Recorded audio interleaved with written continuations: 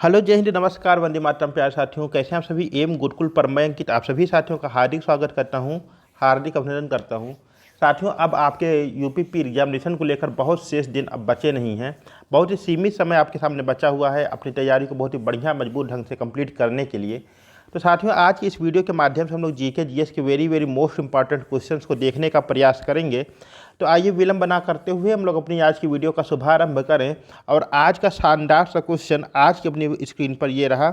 पहला क्वेश्चन आपका कह रहा है कि श्वेत क्रांति के जनक किसे माना जाता है। ऑप्शन नंबर पहला कह रहा है M S Swaminathan. Option number दूसरा कह रहा है doctor Verghese Kurien. Option number तीसरा कह रहा है दुर्गेश पटेल। या ऑप्शन नंबर चौथा कह रहा आपका इंदिरा गांधी। तो बहुत ही आसान सा क्वेश्चन है, आप लोग कई बार इसको पढ़े होंगे कि श्वेत क्रांति का जनक किसे माना जाता है। देखिए, इसका जो सीधा सा जवाब हो जाएगा वह हो जाएगा आपका ऑप्शन नंबर दूसरा, यानी डॉक्टर वर्गीज कुरियन। डॉक्टर वर्गीज कुरियन को श्वेत क्रांति के जनक के नाम से जानते हैं। अच्छा, श्वेत क्रांति के अंतर्गत क्या हुआ था कि दुग्ध के उत्पादन को बढ़ाने के लिए विशेष बल्ब दिया गया था। एम एस स्वामीनाथन की बात किया जाए तो आपका जो हरित क्रांति हुई थी, हरित क्रांति भारत में जो शुरुआत हुई थी, उसके जनक माने जाते हैं एम एस स्वामीनाथन साहब। जबकि दुर्गेश पटेल की बात किया जाए तो जो गुलाबी क्रांति आपकी हुई थी, गुलाबी क्रांति के जनक के रूप में हो जाते हैं दुर्गेश पटेल। और इंदिरा गांधी जी की बात किया जाए तो इंदिरा गांधी 1969 से 78 के भी समय में आपकी प्रधानमंत्री के रूप में थी। और इसी समय रजत क्रांति, जो कि आपके कुक्कुट उत्पादन, अंडे उत्पादन को बढ़ावा देने के लिए संबंधित थी, वह आपकी शुरू की गई थी। बहरहाल, आपसे यहाँ पे क्वेश्चन कह रहा है कि श्वेत क्रांति के जनक किसे माना जाता है। तो डॉक्टर वर्गीज कुरियन को श्वेत क्रांति के जनक के रूप में जाना जाता है। और इसका एक सफल और सकारात्मक परिणाम देखने को मिला। भारत में जो है दुग्ध उपलब्धता इसके द्वारा बढ़ाई गई थी। चलते हैं आगे अपने आज के नेक्स्ट क्वेश्चन पर। और आज का अगला क्वेश्चन क्या कह रहा है, कह रहा मानस जैव आरक्षित क्षेत्र कहाँ स्थित है। ठीक, मानस जैव आरक्षित क्षेत्र कहाँ स्थित है आपका। ऑप्शन नंबर पहला कह रहा असम। ऑप्शन नंबर दूसरा कह रहा बंगाल। ऑप्शन नंबर तीसरा कह रहा मध्य प्रदेश। या ऑप्शन नंबर चौथा कह रहा इनमें से कोई नहीं। तो आपको बताना है कि मानस जैव आरक्षित क्षेत्र कहाँ स्थित है। देखिए, अगर बंगाल की बात करेंगे, किसकी, बंगाल की, तो सुंदरबन जैव आरक्षित क्षेत्र हो जाएगा। मध्य प्रदेश के अंतर्गत आपका पंचमढ़ी हो जाएगा। और बचा कौन, मानस कहाँ पे हो जाएगा आपका, असम में देखने को मिलता है। इस तरह से ऑप्शन नंबर पहला हमारा करेक्ट आंसर हो जाएगा कि मानस जैव आरक्षित क्षेत्र आपका असम राज्य में देखने को मिलता है। बहुत बढ़िया क्वेश्चन है आपका। चलते हैं आज की इसी तरह से अपने नेक्स्ट क्वेश्चन पर। और नेक्स्ट क्वेश्चन क्या कह रहा है, कह रहा है डेंगू बुखार किस मच्छर के काटने से होता है। इस समय इसका सीजन भी चल रहा है डेंगू बुखार का। तो डेंगू बुखार किस मच्छर के काटने से होता है। ऑप्शन नंबर पहला कह रहा मादा क्यूलेक्स। ऑप्शन नंबर दूसरा कह रहा मादा एनाफिलीज। ऑप्शन नंबर तीसरा कह रहा मादा एडीज। या ऑप्शन नंबर चौथा कह रहा एशियाई बाघ मच्छर। तो आपको बताना है कि डेंगू बुखार किस मच्छर के काटने से होता है। तो देखिए, इसका जो करेक्ट आंसर बनने वाला है वह हो जाएगा मादा एडीज। क्या हो जाएगा, मादा एडीज, यानी कि ऑप्शन नंबर तीसरा हमारा करेक्ट आंसर हो जाएगा। देखिए, सबसे खतरनाक क्या होती है, फीमेल ही होती है, मादा ही होती है, चाहे वह मनुष्यों में चाहे वह मच्छरों में हो। ठीक, तो यहाँ पे आपको जितनी भी मच्छरों से काटने की बीमारी मिलेंगी, ठीक, चाहे वो आपकी जो है डेंगू हो, चाहे मलेरिया हो, चाहे आपकी फाइलेरिया हो, सबके सब मादा उसमें जो है आपका कॉमन रहेगा। तीनों ही आपकी मादा मच्छर के काटने से होती है। मच्छर के नाम की प्रजातियां आपको अलग अलग देखने को मिलेंगी। तो डेंगू बुखार आपके मादा एडीज से होता है। और मादा एनाफिलीज से कौन सा बुखार होता है, तो यह आपका हो जाता है मलेरिया। कौन सा हो जाता है, मलेरिया। कौन सा हो जाता है, मलेरिया। और मादा क्यूलेक्स से हो जाएगा आपका, मादा क्यूलेक्स से हो जाता है आपका फाइलेरिया। कौन सा हो जाता है, फाइलेरिया। तो फाइलेरिया आपका मादा क्यूलेक्स से हो जाएगा। मलेरिया आपका हो जाएगा मादा एनाफिलीज से। और डेंगू बुखार आपका हो जाता है मादा एडीज मच्छर के काटने से हो जाता है। चलते हैं आगे अपने आज के नेक्स्ट क्वेश्चन पर। कह रहा है केबुल लामजाओ राष्ट्रीय उद्यान किस झील पर है। बहुत ही फेमस आपका राष्ट्रीय उद्यान है, नेशनल पार्क है। तो कह रहा केबुल लामजाओ राष्ट्रीय उद्यान किस झील में है। ऑप्शन नंबर पहला कह रहा बुलर झील। ऑप्शन नंबर दूसरा कह रहा लोकटक। ऑप्शन नंबर तीसरा कह रहा कोलेरू झील। या ऑप्शन नंबर चौथा कह रहा डल झील। तो इसमें से कौन सा आपका करेक्ट आंसर बनेगा। जय सिया राम। तो केबुल लामजाओ जो राष्ट्रीय उद्यान है यह आपका मणिपुर राज्य में है। कहाँ पर है, मणिपुर राज्य में है। और किस झील पर है, तो यह हो जाता है आपका लोकटक झील। कहाँ पे है आपका, लोकटक झील में आपका देखने को मिलता है केबुल लामजाओ राष्ट्रीय उद्यान। एक ही राष्ट्रीय उद्यान नेशनल पार्क जो कि तैरता हुआ है। कैसा यह तैरता हुआ नेशनल पार्क के रूप में आपको देखने को मिलता है। यहीं पे आपके डांसिंग डियर भी मिलते हैं, नृत्य करते हुए हिरन भी आपके देखने को मिलते हैं। तो केबुल लामजाओ राष्ट्रीय उद्यान नेशनल पार्क आपका लोकटक झील में हो जाता है। और यह आपके, चलते हैं आगे अपने आज के नेक्स्ट क्वेश्चन पर, कह रहा है कि ओजोन दिवस कब मनाया जाता है। ऑप्शन नंबर पहला कह रहा 29 अप्रैल, ऑप्शन नंबर दूसरा कह रहा 2 अक्टूबर, ऑप्शन नंबर तीसरा कह रहा 30 जनवरी, या ऑप्शन नंबर चौथा कह रहा 16 सितंबर। तो ओजोन दिवस कब मनाया जाता है। ओजोन दिवस हमारे लिए, पूरे पृथ्वी के लिए बहुत ही आवश्यक है। यह एक तरह से ऐसे समझिए जैसे हम लोग गर्मी और बरसात से बचने के लिए छाता लगा लेते हैं, उसी प्रकार जो सूरज की आपकी अल्ट्रावायलेट किरणें हैं, पराबैंगनी किरणें हैं, उनको पृथ्वी तक आने से ओजोन परत आपकी रोक देती है। कौन रोक देता है। ओजोन परत आपकी इसको जो है रोकती है। हानिकारक जो आपके सूर्य की किरणें होती हैं उनको पृथ्वी तक आने से रोक देती है। कौन सी आपकी ओजोन परत। ठीक है। अच्छा, अगर पूछ ले ये कि ओजोन लेयर आपके किस मंडल में पाई जाती है, उसको क्या बताएंगे। तो ओजोन परत जो आपकी होती है, जो आपकी ओजोन स्थित है, या आपके समताप मंडल में होती है। कहाँ पर होती है। समताप मंडल में आपके ओजोन परत देखने को मिलती है। ठीक है। अच्छा, हुआ क्या कि कुछ वर्षों पहले अध्ययन हुआ, उसमें पता चला कि ओजोन परत धीरे धीरे कम हो रही है, इसमें छेद हो रहा है। अब इसके दुष्प्रभाव से बचने के लिए, क्योंकि अगर ओजोन परत समाप्त हो जाएगी या डैमेज हो जाएगी तो पूरी पृथ्वी को क्या करना पड़ेगा, भयंकर इसके परिणाम भोगने पड़ जाएंगे। इसलिए ओजोन के संरक्षण के लिए और इसके प्रति जागरूकता बढ़ाने के लिए प्रतिवर्ष ओजोन दिवस के रूप में मनाए जाने का फैसला किया गया। अब क्वेश्चन ये कह रहा है कि ओजोन दिवस कब मनाया जाता है। तो सीधा सा जवाब हो जाएगा आपका 16 सितंबर। 16 सितंबर को प्रतिवर्ष ओजोन दिवस के रूप में मनाते हैं। किस दिवस में रूप में मनाते हैं। ओजोन दिवस के रूप में मनाया जाता है। बहुत ही शानदार सा क्वेश्चन है। ओजोन आपकी किस मंडल में है। आपके जो है समताप मंडल में है। यह देखने को मिलती है आपकी ओजोन परत। ठीक है, चलते हैं आगे अपने आज के नेक्स्ट क्वेश्चन पर। क्या करा है ग्रीन हाउस गैस नहीं है। ठीक है, आपके सामने 4 ऑप्शन दिया गया है, इनमें से एक गैस ऐसी जो कि ग्रीन हाउस गैस नहीं है। ठीक, तो ग्रीन हाउस गैस क्या होती है। ऐसी गैसों का समूह जो कि ऋतु परिवर्तन के लिए और धरातल पर ऊष्मा के विस्तार के लिए जो है जिम्मेदार होता है, उसको कहते हैं ग्रीन हाउस गैस। इसमें से एक गैस है जो कि आपकी ग्रीन हाउस के अंतर्गत नहीं आती है। ग्रीन गैसों की अगर बात किया जाए, ग्रीन हाउस गैस की बात किया जाए, तो इसके अंतर्गत आपका मीथेन हो गया, कार्बन डाइऑक्साइड हो गई, फ्लोरोक्लोरोकार्बन जो आपके जो है फ्रिज एसी से निकलता है, नाइट्रस ऑक्साइड हो गया, और ओजोन गैस इसमें शामिल हो जाती हैं। तो इसमें से एक गैस है जो कि जो है इस सूची में शामिल नहीं है। तो इसका सीधा सा जवाब हो जाएगा भैया ऑप्शन नंबर दूसरा। क्या हो जाएगा। ऑप्शन नंबर दूसरा हो जाएगा, यानी कि आर्गन। क्या हो जाएगा। आर्गन। ऑप्शन नंबर दूसरा हमारा सही हो जाएगा। आर्गन आपकी ग्रीन हाउस गैस के अंतर्गत नहीं आती है। ठीक है, चलते हैं आगे अपने आज के नेक्स्ट क्वेश्चन पर। और क्या कह रहा है। कह रहा बलवंत राय मेहता समिति। वाह भाई वाह, इसके बिना तो जो है पेपर अधूरा ही रहता है। कि बलवंत राय मेहता समिति का संबंध किससे है। ऑप्शन नंबर पहला पंचायती राज, ऑप्शन नंबर दूसरा कह रहा बेरोजगारी, ऑप्शन नंबर तीसरा कह रहा सड़क विस्तार, या ऑप्शन नंबर चौथा कह रहा शिक्षा। तो आपको बताना है कि बलवंत राय मेहता समिति जो आपकी बनी थी, इसका संबंध किससे था। तो देखिए भाई, बलवंत राय मेहता समिति किससे संबंधित थी। आपकी पंचायती राज से संबंधित हो जाती। किससे संबंधित हो जाती है आपकी। तो बलवंत राय मेहता समिति आपकी पंचायती राज से संबंधित हो जाती है, यानी कि ऑप्शन नंबर पहला हमारा जो है करेक्ट आंसर बन जाएगा। बलवंत राय मेहता ने जो आप पंचायत का वर्तमान स्वरूप देखते हैं, जिसके अंतर्गत आपको त्रिस्तरीय पंचायती राज व्यवस्था देखने को मिलता है, इसकी शुरुआत या इसका कॉन्सेप्ट जो जिन्होंने दिया वे थे आपके बलवंत राय मेहता जी। इन्होंने पंचायती राज को 3 भागों में बांटा। इन्होंने कहा ग्राम स्तर पर होनी चाहिए ग्राम पंचायत, क्षेत्र स्तर पर होनी चाहिए, ब्लॉक स्तर पर होनी चाहिए आपकी क्षेत्र पंचायत, और जिला स्तर पर जिला पंचायत होनी चाहिए। इन्हीं का यह जो कॉन्सेप्ट था स्वीकार किया गया, और वर्तमान में यही आपका जो है स्वरूप देखने को मिलता है। चलते हैं आगे और आज का नेक्स्ट क्वेश्चन क्या करा। करा ज्योतिबा फूले का संबंध किससे था। ठीक है, पहला करा जाट विरोधी आंदोलन, दूसरा करा सविनय अवज्ञा आंदोलन, तीसरा करा कृषक आंदोलन, या ऑप्शन नंबर चौथा है श्रमिक आंदोलन। तो ज्योतिबा फूले जी का संबंध किससे था, किस आंदोलन से था। तो ज्योतिबा फूले जी भारतीय समाज में इनका जो है अहम योगदान है। भारतीय समाज के उत्थान के लिए इन्होंने हमेशा दलितों और पिछड़े वर्ग के लिए जो है उनके न्याय के लिए आवाज़ उठाई। इस तरह देखा जाए तो जो इनका संबंध था वह जाति विरोधी आंदोलनों से रहा। किससे? इनका जो संबंध रहा हमेशा यह जाति विरोधी आंदोलन से था। ज्योतिबा फूले जी का संबंध हो जाता है जाति विरोधी आंदोलन से देखने को मिलता है। ठीक है, यानी ऑप्शन नंबर पहला हमारा करेक्ट आंसर हो जाएगा।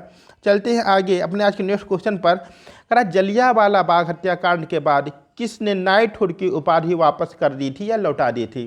ठीक है, जलियांवाला बाग हत्याकांड के बाद किसने नाइटहुड की उपाधि लौटा दी थी? ऑप्शन नंबर पहला करा परमेश्वर सिंह, ऑप्शन नंबर दूसरा करा मोहम्मद अली जिन्ना, ऑप्शन नंबर तीसरा करा शंकरन नायर, या ऑप्शन नंबर चौथा करा रविन्द्रनाथ टैगोर। ठीक है, 13 अप्रैल 1919 इतिहास के पन्ने का वह काला दिन जब आपके पंजाब के अमृतसर नामक स्थान पर जलियांवाला बाग के अंतर्गत हजारों निर्दोष भारतीयों की हत्या कर दी गई थी, गोलियों से भून दिया गया था।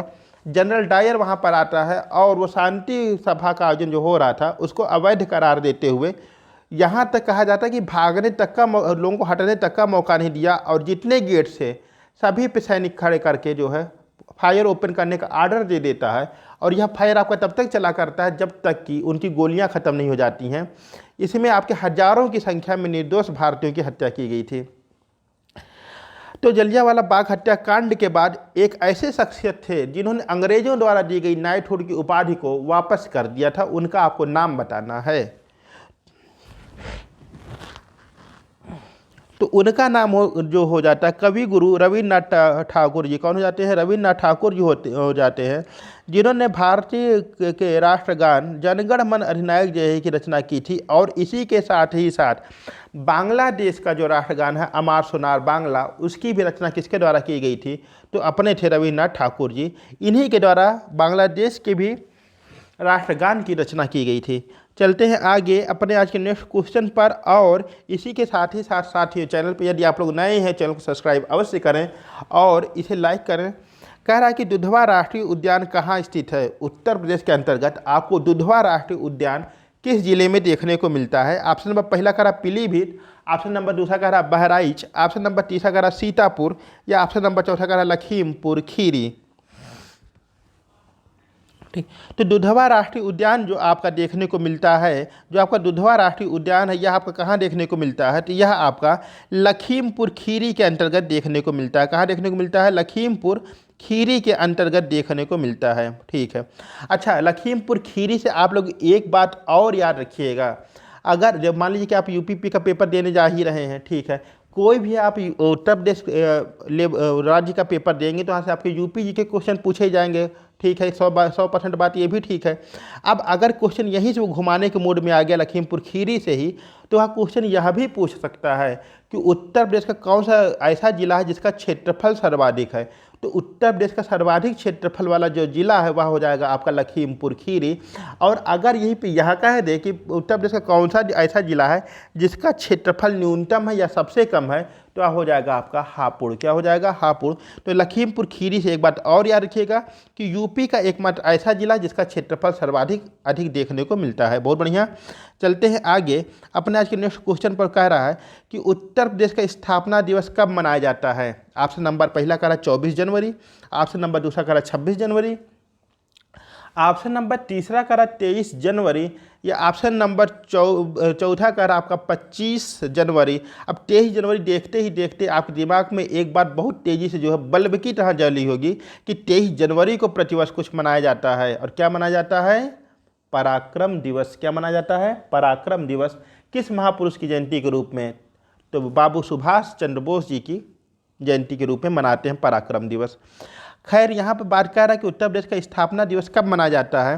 तो याद रखिएगा, क्या याद रखिएगा? याद रखिएगा क्या बात कि 24 जनवरी को, कब? 24 जनवरी को प्रतिवर्ष उत्तर प्रदेश की स्थापना दिवस के रूप में मनाया जाता है। 24 जनवरी का दिन था और साल था 1950, जब आपके उत्तर प्रदेश की स्थापना की जाती है। ठीक है। तो यह डेट आप याद रखिएगा, वेरी वेरी मोस्ट इंपॉर्टेंट आपके लिए है। अगर यहाँ क्वेश्चन यह भी पूछ दे कि उत्तर प्रदेश के पहले मुख्यमंत्री कौन थे, तो पंडित गोविंद बल्लभ पंत जी उत्तर प्रदेश के पहले मुख्यमंत्री बनने का गौरव प्राप्त हुआ। और अगर वहीं पर राज्यपाल की बात किया जाए, पहली राज्यपाल कौन थी, तो याद रखिएगा भारत की किसी भी राज्य की सबसे पहली महिला राज्यपाल बनने वाली सरोजिनी नायडू जी का नाम हम कैसे भूल सकते हैं। इनका भी नाम यहाँ पर स्वर्णाक्षरों में अंकित है। ठीक, तो उत्तर प्रदेश के स्थापना दिवस कब मनाया जाता है, यह आपका 24 जनवरी को मनाया जाता है। Very good. चलते हैं आगे अपने आज के नेक्स्ट क्वेश्चन पर, और कह रहा निम्नलिखित में से किस वृक्ष को पर्यावरण आतंकवादी कहा जाता है। क्या कहा जाता है कि निम्नलिखित में से किस वृक्ष को पर्यावरण आतंकवादी कहते हैं। ऑप्शन नंबर पहला कह रहा नीम, ऑप्शन नंबर दूसरा कह रहा केला, ऑप्शन नंबर तीसरा कह रहा बबूल, या ऑप्शन नंबर चौथा कह रहा यूकेलिप्टस। ठीक, हालांकि जो भारतीय परंपरा उसमें तो यह कहा गया है कि वृक्ष कभो नहीं फल भखे, नदी न संचय नीर, परमारस के कारण साधुन धरा शरीर। ठीक, बहरहाल इसी में कहा गया है कि किस वृक्ष को पारिस्थितिकी आतंकवादी की संज्ञा दी जाती है। एक ऐसा पेड़ जो पर्यावरण के लिए बहुत ही हानिकारक है, तो उसका क्या नाम है, तो याद रखिएगा उसका नाम हो जाता है ऑप्शन नंबर चौथा यूकेलिप्टस। क्या हो जाता है, यूकेलिप्टस, जिसको हम लोग सफ़ेदा के नाम से जानते हैं। किसके नाम से जानते हैं, सफ़ेदा के नाम से जानते हैं। अब भैया ये यूकेलिप्टस जो है पर्यावरण के लिए आतंकवादी कैसे हो गया, तो देखिए करता क्या है कि आप इसको लगा दीजिए, किसको, सफ़ेदा को, यूकेलिप्टस को। ठीक है, अब ये क्या करता है, बहुत ही लो मेंटेनेंस का पौधा है, या जितना अधिक ऊपर जाता है वो नीचे क्या करता है, ज़मीन से पानी खींच के बहुत अधिक मात्रा में पानी खींच लेता है ज़मीन से। और अधिक संख्या में आप इन पेड़ों को लगा दीजिए कहीं पर, तो हो सकता है वहाँ की ज़मीन आपकी ऊसर भी हो जाए। तो निम्नलिखित में से किस वृक्ष को पर्यावरण आतंकवादी कहा जाता है, तो वह हो जाएगा आपका ऑप्शन नंबर चौथा यूकेलिप्टस। क्या हो जाएगा, यूकेलिप्टस हो जाएगा। ठीक, अगला क्वेश्चन भैया आपका विश्व के भूगोल से बहुत ही शानदार सा क्वेश्चन है।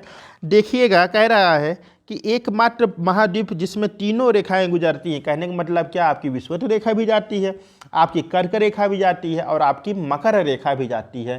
तो एकमात्र ऐसा महाद्वीप है जिससे होकर आपकी तीनों रेखाएं जाती हैं। ऑप्शन नंबर पहला कह रहा है वह है एशिया, ऑप्शन नंबर दूसरा कह रहा है वह है अफ्रीका, ऑप्शन नंबर तीसरा कह रहा है वह है यूरोप, या ऑप्शन नंबर चौथा कह रहा है वह है उत्तरी अमेरिका। तो आपको बताना उस महाद्वीप का नाम जिससे होकर आपकी तीनों रेखाएं, विषुवत रेखा, कर्क रेखा और मकर रेखा आपकी जाती है। याद रखिएगा इसी महाद्वीप को अंध महाद्वीप की भी संज्ञा दी जाती है, और इसी महाद्वीप में सर्वाधिक देशों की भी संख्या देखने को मिलती है। अब इतना भैया हिंट दे दिए तो मानी हुई बात है, क्या ऑप्शन तो पकड़ में आ ही जाएगा, और इसका करेक्ट आंसर हो जाएगा ऑप्शन नंबर दूसरा, यानी कि अफ्रीका। क्या हो जाएगा, अफ्रीका हो जाएगा। क्या हो जाएगा, अफ्रीका हो जाएगा आपका, यह देखने के लिए हो जाएगा। बहुत बढ़िया, चलते हैं आगे अपने आज के नेक्स्ट क्वेश्चन पर। और नेक्स्ट क्वेश्चन क्या कह रहा है कि राज्य में राष्ट्रपति शासन किस अनुच्छेद के तहत लगता है। ठीक है, राज्यों में जो राष्ट्रपति शासन लग जाता है विशेष स्थिति में, किस में लगता है, अनुच्छेद 370, अनुच्छेद 380, अनुच्छेद 356, या ऑप्शन नंबर चौथा कह रहा 326। तो देखिए यह जो है आपका जो है इमरजेंसी की बात कर रहा है कि ऑप्शन नंबर राज्यों में राष्ट्रपति शासन कब लगता है, तो यह आपका अनुच्छेद 356 कब हो जाएगा, आपका अनुच्छेद 356 हो जाएगा आपका। और अनुच्छेद 356 कब लगता है, अनुच्छेद 356 का प्रयोग राष्ट्रपति तब करता है जब राज्य में सशस्त्र विद्रोह हो जाता है। आंतरिक विद्रोह कह सकते हैं कि जब अंदर के आंतरिक विद्रोह के रूप में सशस्त्र विद्रोह हो जाता है, तो वहाँ आपका 356 हो जाता है। अगर बाह्य आक्रमण होता है, बाह्य आक्रमण के समय जो आपका लगाया जाता है वह लगता है आर्टिकल 352, इसमें बाह्य आक्रमण हो जाता है। और अगर बात किया जाए जो तीसरी इमरजेंसी राष्ट्रपति लगाता है वह लगाता है आर्टिकल नंबर 360 के तहत, यानी वित्तीय आपातकाल। हालांकि भारत के लिए सौभाग्य का विषय है कि कभी भी आर्टिकल 360 का आपका प्रयोग नहीं किया गया, वित्तीय आपातकाल से आपका भी देश अपना पूरा बचा हुआ है। तो इसका राज्य में राष्ट्रपति शासन किस अनुच्छेद के तहत लगता है, यह हो जाएगा अनुच्छेद नंबर 356। चलते हमने आज के नेक्स्ट क्वेश्चन पर, और आज का आखिरी क्वेश्चन है, यह कह रहा है कि योजना आयोग के पहले उपाध्यक्ष कौन थे। किसके, योजना आयोग के पहले उपाध्यक्ष कौन थे। ऑप्शन नंबर पहला कह रहा मोंटेक सिंह आहूवालिया, ऑप्शन नंबर दूसरा कह रहा गुलजारी लाल नंदा, ऑप्शन नंबर तीसरा कह रहा जवाहरलाल नेहरू, या ऑप्शन नंबर चौथा कह रहा BBR सुब्रमण्यम। तो देखिए 15 अगस्त 1947 को आपका देश हो गया आज़ाद। ठीक है, अब क्या हुआ, यहाँ से यूरोपीय वगैरह सबके सब चले गए, मार मार भगा दिए गए जो है अंग्रेज वगैरह।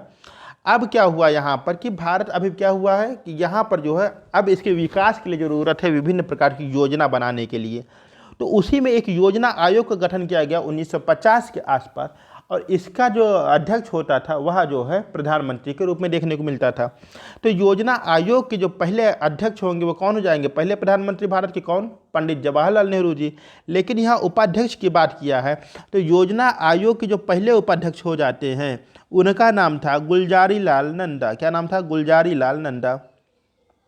ठीक है, गुलजारी लाल नंदा जी योजना आयोग के पहले उपाध्यक्ष हो जाते हैं। जबकि जवाहरलाल नेहरू की बात किया जाए तो योजना आयोग के पहले अध्यक्ष के रूप में इनका नाम देखने को मिलता है। अब भैया मोन्टेक सिंह कौन थे? मोन्टेक सिंह आहूवालिया। तो आपको पता है कि 2014 तक तो आपका योजना अवकाश चला है। 2014 के बाद इसको निरस्त करके नीति आयोग का गठन कर दिया गया। तो जो आपके 2014 में अंतिम उपाध्यक्ष के रूप में थे वे थे आपके मोन्टेक सिंह आहूवालिया। और अगर वहीं पे BVR सुब्रमण्यम की बात किया जाए तो नीति आयोग के जो वर्तमान में CEO यानी चीफ एग्जीक्यूटिव ऑफिसर हैं वे हो जाते हैं BVR सुब्रमण्यम। इस तरह से आज का अपना वेरी मोस्ट इम्पॉर्टेंट जो एक क्वेश्चन की सीरीज थी वह कंप्लीट होती है। और उम्मीद करता हूँ कि आप सभी को पसंद आई होगी। चैनल पर नया, चैनल सब्सक्राइब अवश्य करिएगा और अपनी तैयारी बहुत बेहतरीन ढंग से करिए। मिलते हैं अपने अगली वीडियो में, तब तक के लिए नमस्कार।